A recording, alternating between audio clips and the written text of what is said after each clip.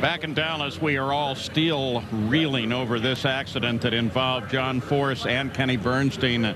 Back end of John's car just disintegrating and then the car breaking in half. Kenny Brenstien in that car right there, as you see, ricocheting off the wall. And right now, Kenny is with Gary Gerald. Kenny, the kind of an incident that nobody ever wants to see. Cheryl comes over to join Kenny. What were you aware of in your lane? Everything happened so quickly.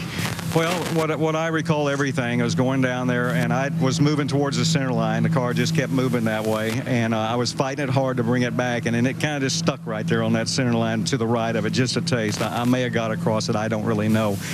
Okay. Yeah, and I got, thank you, Snake. And about the time I got to the finish line, I lifted and reached up and hit the chutes, and out of the corner of my eye, I saw John's car coming towards me and just collected me. And then everything just went black at that point in the sense of couldn't see.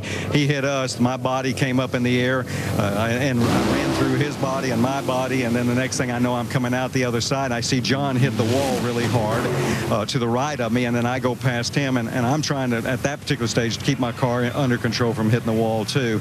And then I got under control and just coasted down there and stopped. And then all of a sudden, on my right-hand side, his chassis goes past me and goes off the end of the racetrack, and I don't see anything but the front half of the car. So I realized he's obviously back behind me somewhere. So that's what I recall. Anyway, when something like this happens, and I know it's just happened, does it make you soul search and say, what in the world am I doing out here again? Well, we're race drivers, and we all think about those things. I mean, there's not one of us out here that doesn't think about that, and you think about those things. And what you have to do is in a few days look at it and tell yourself, do you still want to do this? Do you still enjoy doing it? Do you still have the confidence to do it to that degree that it takes to win out here and to be a champion? And you got to understand, we all respect these race cars. We know what they can do to us. We realize what we're doing for a living. Many people think it's a hobby. It is not a hobby. It is a business, and it is a life-threatening business every time you go down the racetrack. So you have to combine yourself and think about all those things. And at this stage, you know, that's what you do, and then you decide whether you're going to go do it again.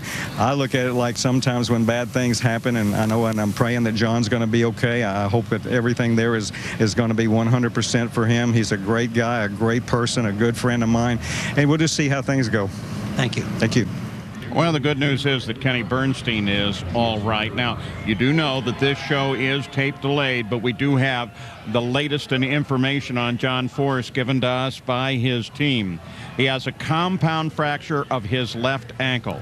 He has an abrasion to his right knee that is all the way down to the bone, and therefore he has some possible tendon damage as well.